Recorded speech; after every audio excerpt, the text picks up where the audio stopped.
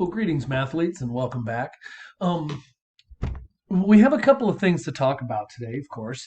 But one of the things is a piece of equipment that I'm going to want you guys to get. It's not absolutely mandatory, but it is a helpful thing to have, and I'm going to be actually using it today. Mostly just so you have an opportunity to see what it looks like when someone uses it. But we're going to have to get a compass and straight edge, and we won't need it for a couple of weeks, so it won't be until week after next.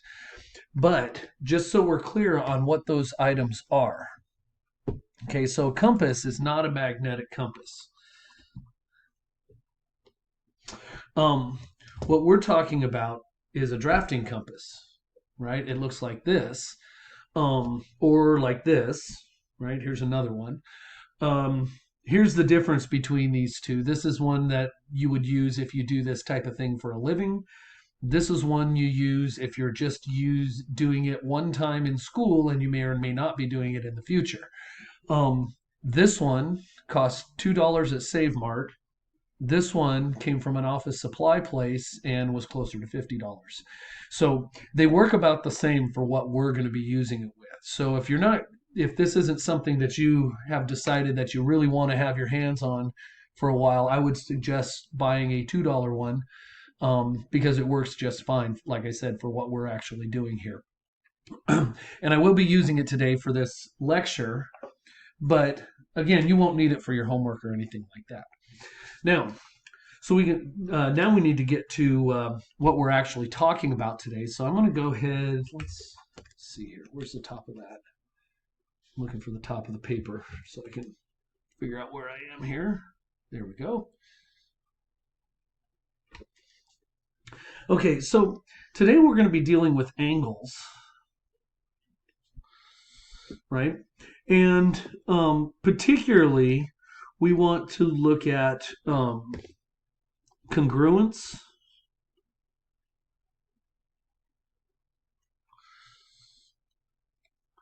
supplementary angles,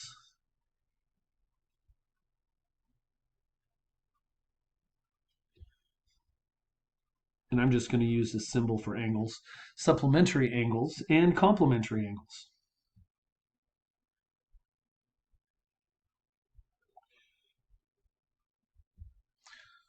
Right? Now, there's different things that happen with each one of these. So congruence, we've talked about what it means to be congruent. Two things are congruent. Two objects, whether they are line segments, polygons, anything, angles.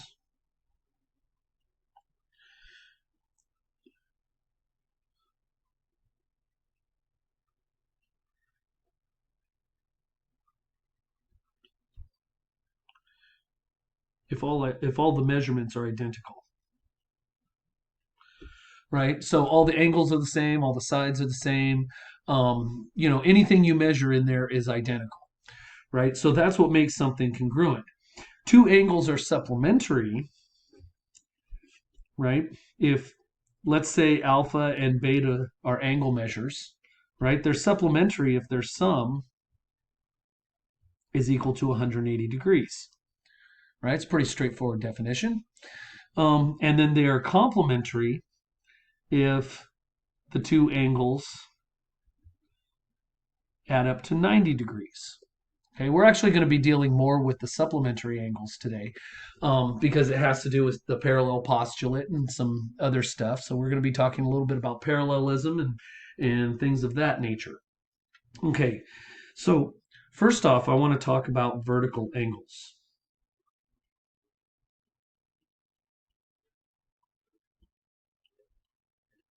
And I know vertical makes you think about something being upwards. It's not so much that. It's really more about um, just the way that they're oriented to each other. So if you have two lines that cross, right, at some point, the angles that they share a vertex, right? These angles,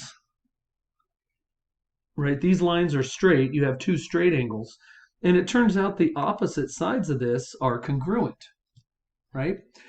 Um, there's also something called a linear pair. In fact, I'm actually going to demonstrate why these are congruent here in a minute. Right? A linear pair of angles are two angles that are made from a line and a ray. Right? So they form like this. So they're two angles that share a side, and their sum, we'll call this one alpha and we'll call this one beta. Alpha and beta add up to 180 degrees. That's what makes something a linear pair. Okay, so that's a definition. And we can actually use this to show that these two angles are the same. So let's go ahead and start with a vertical pair of angles here, and we'll take a look at it. We'll give it some names. So I'm using my straight edge. By the way, when we're talking about a straight edge, that's really all we're talking about, is something that will make a straight line. That's it. So a straight edge could be something as simple as, the what do you call it? The edge of your ID card, for that matter. I'm going to see if we can zoom this out just a hair. Oh, that's too much.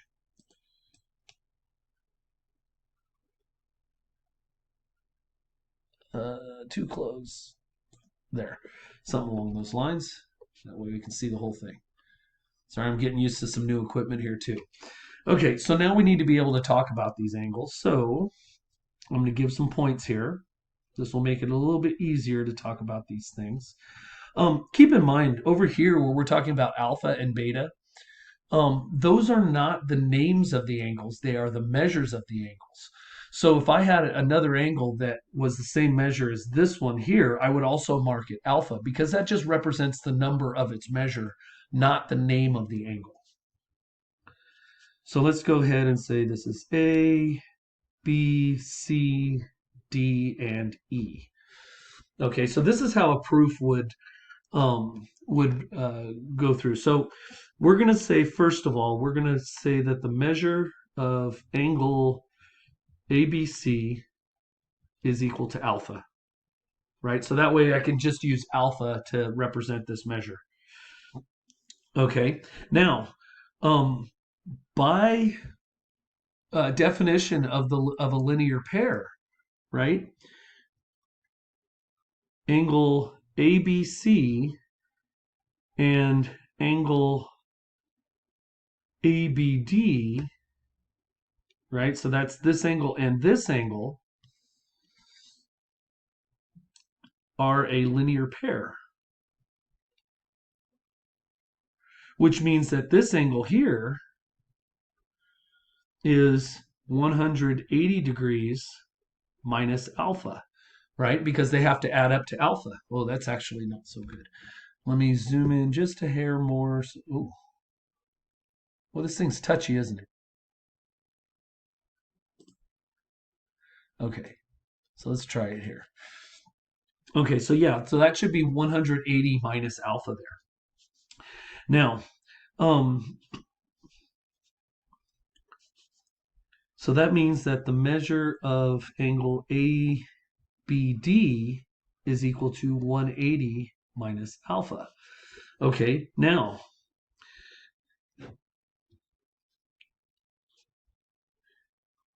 angle ABD, right? So this guy here, and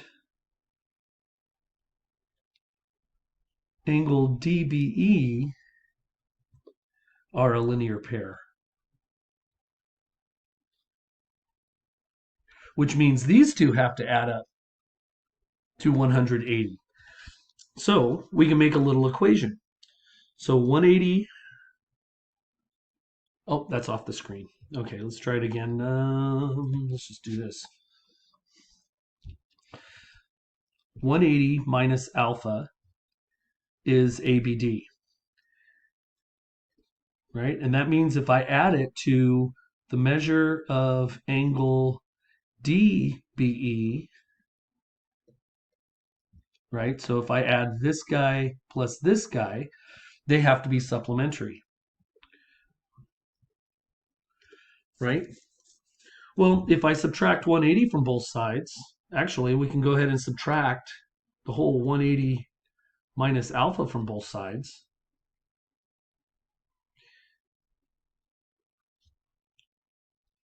What I end up with, once you cancel everything out here, is that the measure of angle DBE is equal to alpha. And so that means that this one is the exact same. Now notice we didn't use any actual numbers in here other than the 180, which is a property of the line. Um, and so that means that this is always true. So vertical angles are always congruent, right? So that's actually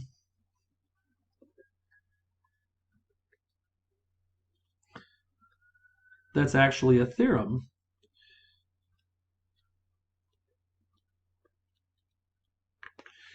And it's a very useful theorem. It's probably one of the more used theorems in geometry, to be honest. Vertical angles and then the parallel line things. Okay, so vertical angles are congruent. Let's go ahead and take a look at the next business here.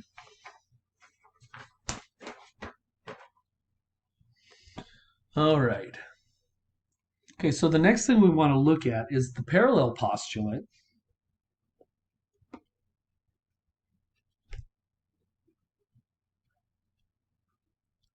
And all of its consequences. Okay, so the parallel postulate, let's get that in there all the way. There we go. Actually, everything that we're going to deduce about the parallel postulate could be used for the parallel postulate. So all of these things are actually equivalent. But what the parallel postulate says is that if you have two lines that are parallel,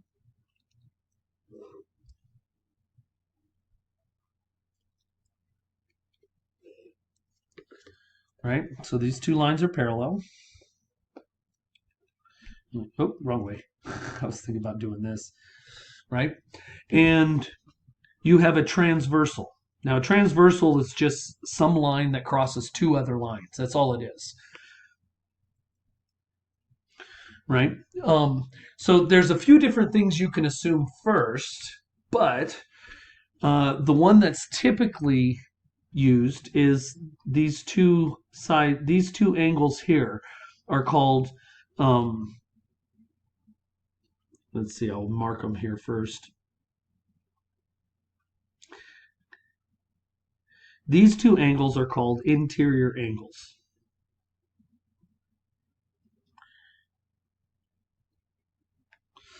Sometimes they're called consecutive interior angles. So I'm actually going to do, I'm going to add that in there, but I think your book just calls them interior angles. So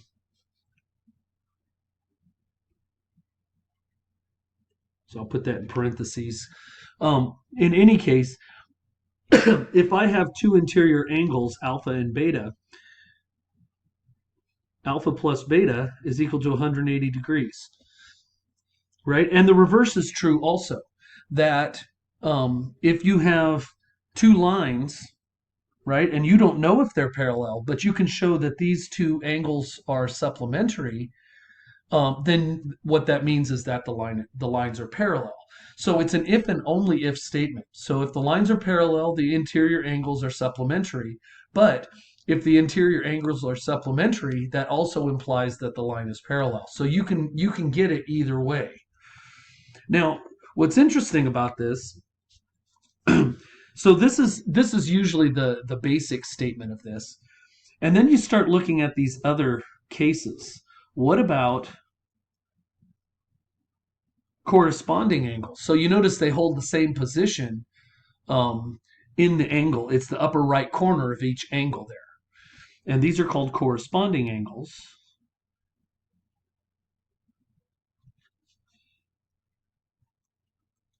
Right? Because they have a corresponding position in the vertical angle setup you have here. Corresponding angles are congruent as long as these lines are parallel.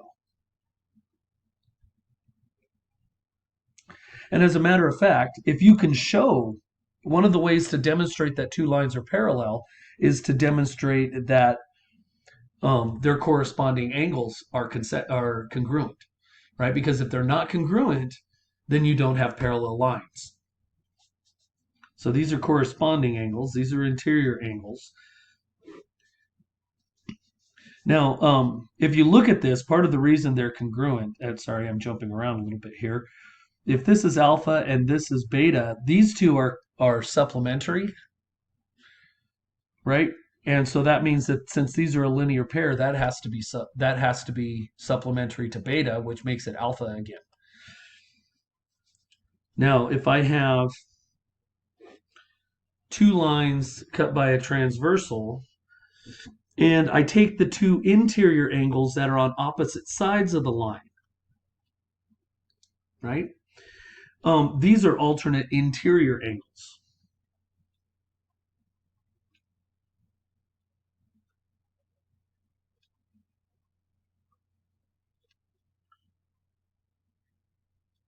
And actually, remember what we did last time. If this is alpha and this is beta, well, again, this angle forms a linear pair with beta, which means that this one has to be alpha,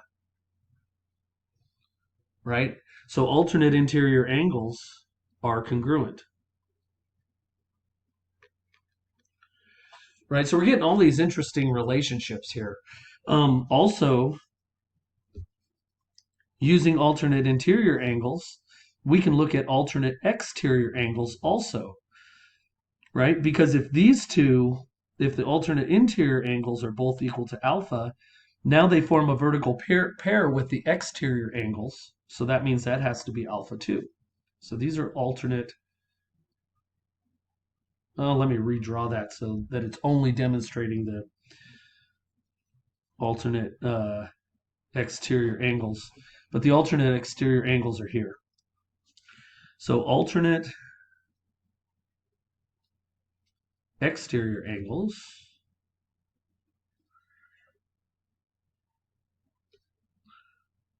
are also congruent, right? So we have these four different parallel postulates. Actually, there's one parallel postulate, and the rest of them are just consequences of this. But in any case, those are the main theorems that we need to get through here. And so what we're going to be doing from here is actually using these for different things, just to use them to prove some other things.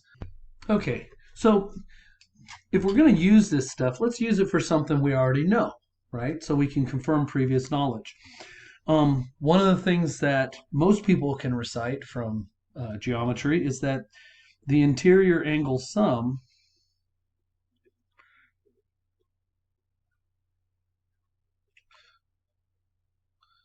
of a triangle equals 180 degrees, right? How do you go about proving that? Well, let's take a look here. So let's make a triangle. So how about this triangle? Be as good as anything, because triangles are happy things. Okay, so we have a triangle here. Let's go ahead and give these angles measures.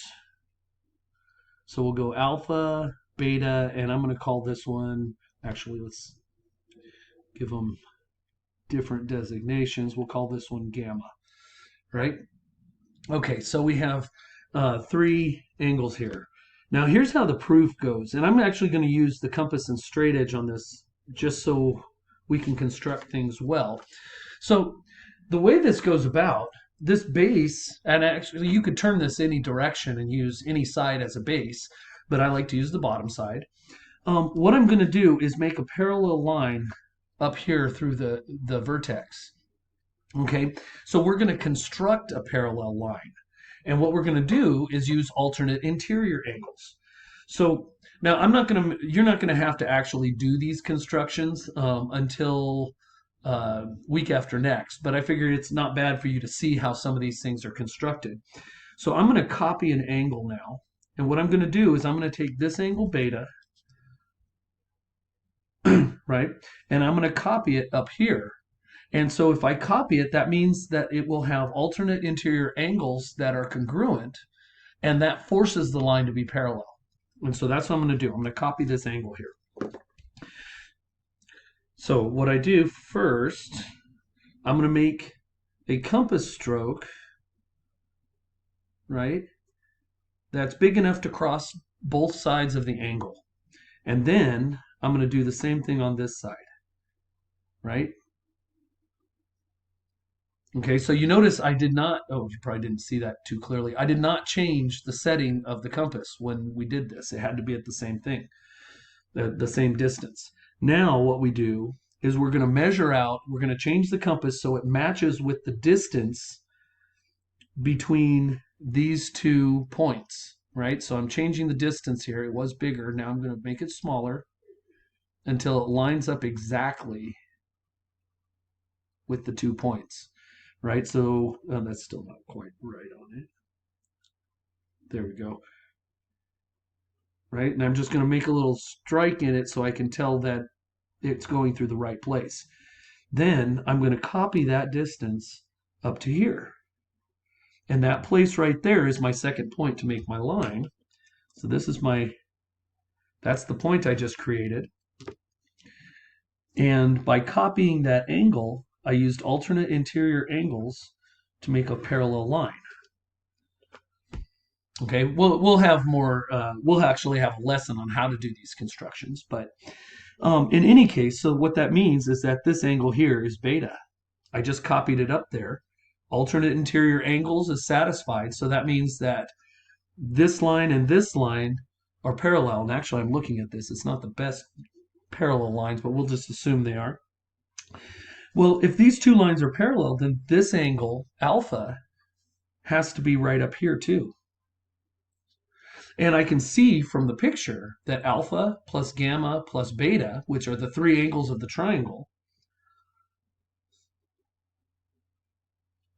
is equal to 180, which means that, you know, this has to be a straight line. This ends up being a straight angle, right? And so the interior angle sum of a triangle is equal to 180 degrees. And actually looking at this, it probably should have gone through about right there. I'm going to stop making the point on top of it. That one's parallel. There we go. Right? Okay, so the interior angle sum of a triangle is equal to 180. It's kind of nice, actually. It's real straightforward. Okay, so let's look at another one here. Let's see if we can use this one more time. And this time, we're going to show that well, let me draw the picture. It will actually look a little bit better.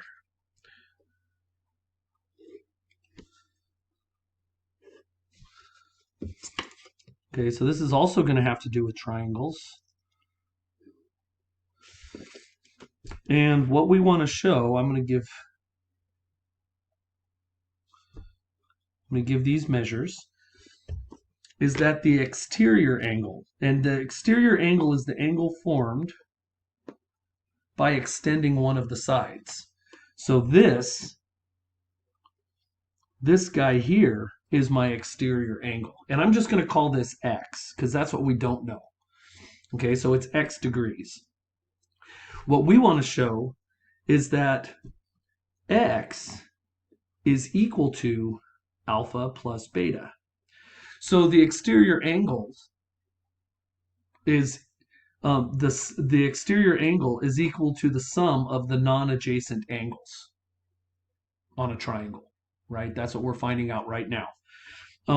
So let's take a look at this. So let's look at what things we can say. I can say that x plus alpha is equal to 180 degrees, right? And that's because they are a linear pair.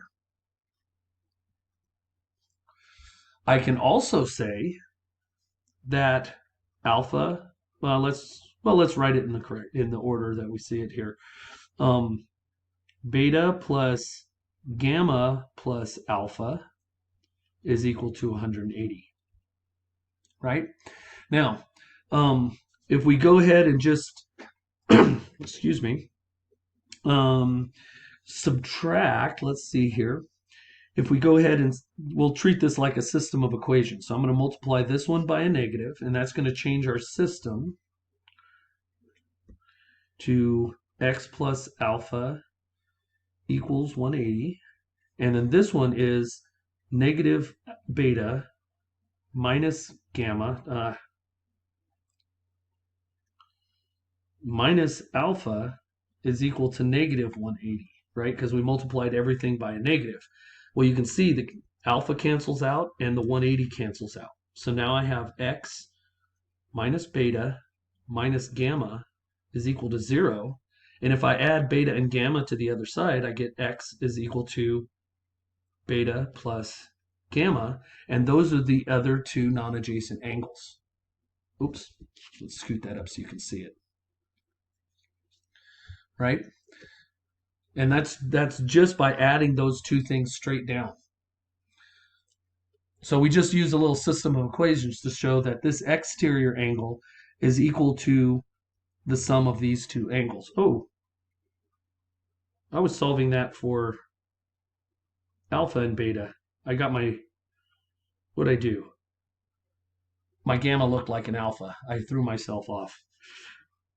Well, it's still alpha beta plus gamma, but it is up here should be alpha plus gamma.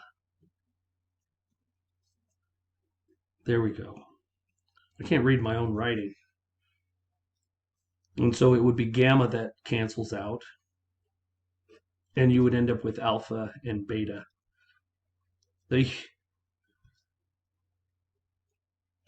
Boy, that was bad.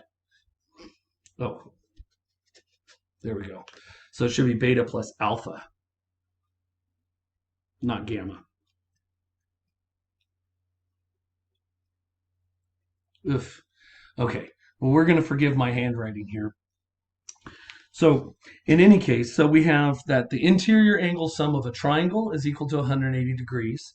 We have that the exterior angle, any exterior angle of a triangle is equal to the sum of the non-adjacent angles, right? Because, here gamma would be the adjacent angle. And those are our two consequences so far. Now what I want to take a look at is general polygons. And let's talk about the interior angle sum of those. So let's start with a pentagon. I'm just going to pick a pentagon here, and then we'll generalize this to a general n-gon.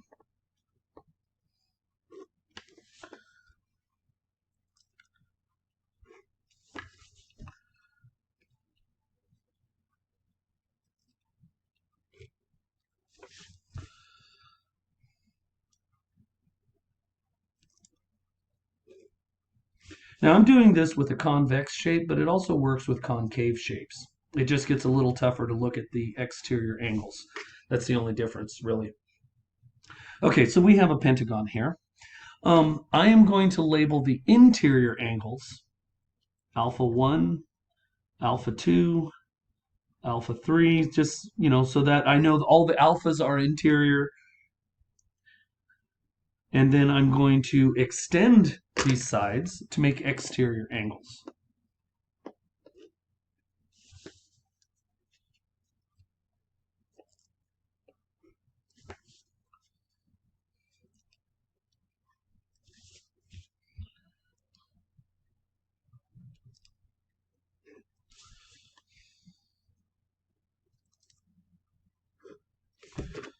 Okay, now the exterior angles I'm going to call beta.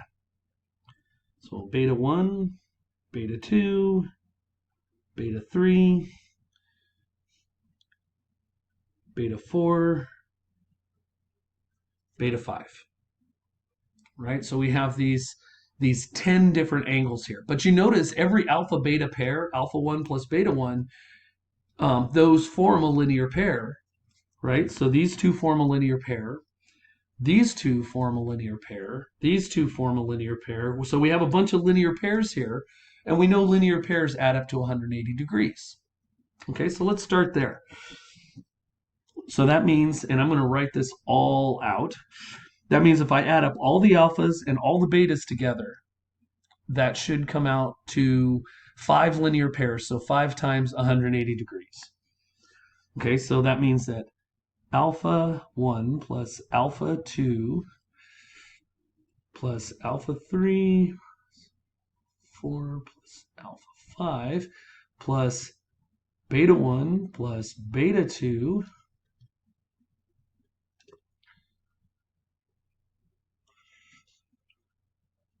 am I still on the screen? Yeah.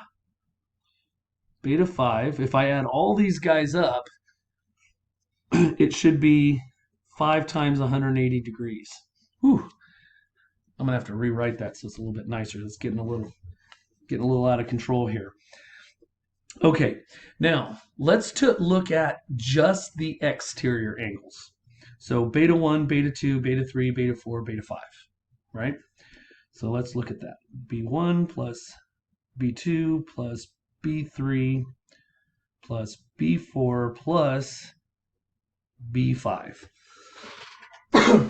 Okay, now you notice by the time it's done with these turns, if I turn here and then here and then here and then here and then here, I've gone in a full circle, right? I've turned a little bit, and I eventually end up back where I'm pointing, which means that I had to revolve 360 degrees to go all the way around.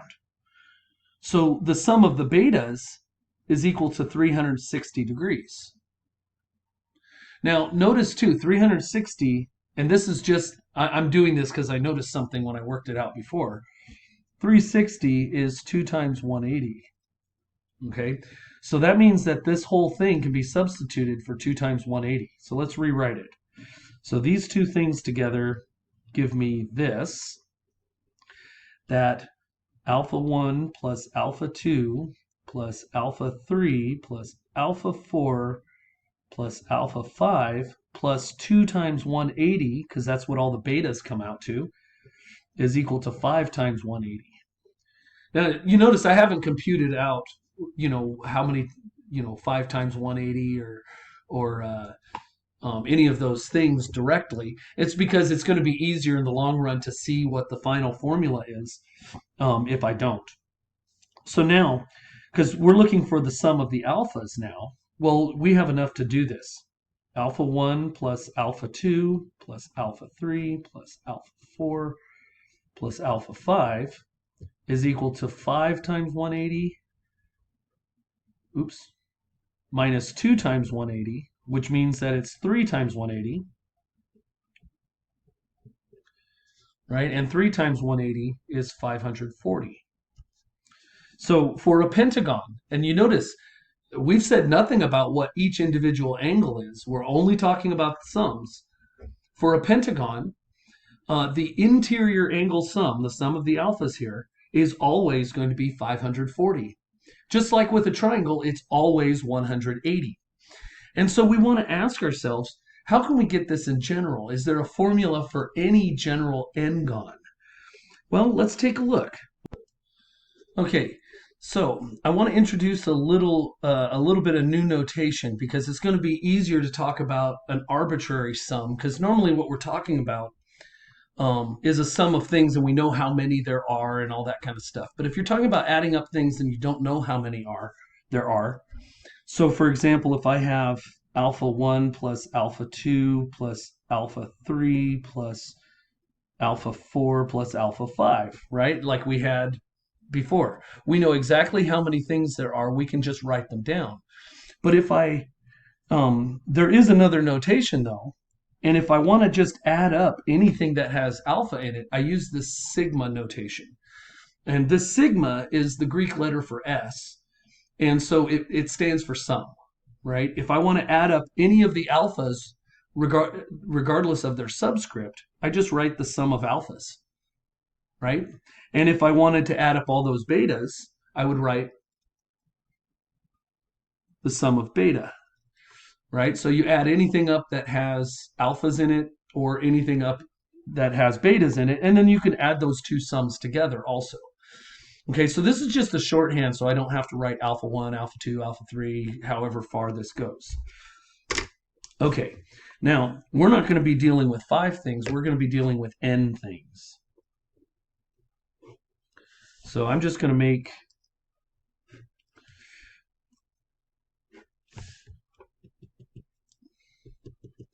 we'll just do this,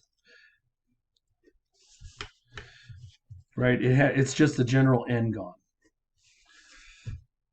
When you put these dots in there like that, it's to denote that there's more stuff that joins it. But we're going to make these exterior angles again.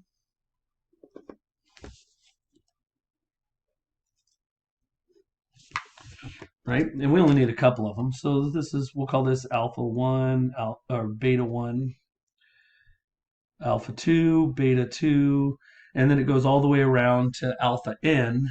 We'll actually just do this. Right? This would be alpha n, beta n as you go all the way around. Let me zoom in just a hair on that. I think that's too small. That's a little bit better. Okay, right, so this is our general n gone. There we go. Ugh, I have a hard time with these size ratios here. Okay, but we can say some of the same things, right? We know that the sum of the alphas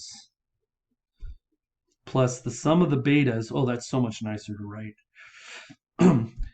is, well, there's n pairs, so it's going to be n times 180, right? Because 180 was the measure of all the linear pairs together. The other thing that we found out was that the sum of the betas, as I go around here and turn for each of these angles, I should be making a full revolution 360 degrees with the exterior angles. So the sum of the betas is still equal to 360. Well, that's a direct substitution. So I can just stick that in there. And remember, 360 is 2 times 180. That'll make things a little bit easier also. So that means we get the sum of the alphas, and the alphas are the interior angles, plus 2 times 180 is equal to n times 180, right? And if we subtract the 2 times 180 over, we get the sum of the interior angles is n times 180 minus 2 times 180. And you could use the formula like that, but it's a little bit easier if I just factor the 180 out. I get n minus 2 times 180 is the interior angle sum of any n gone. Right? So the interior angle sum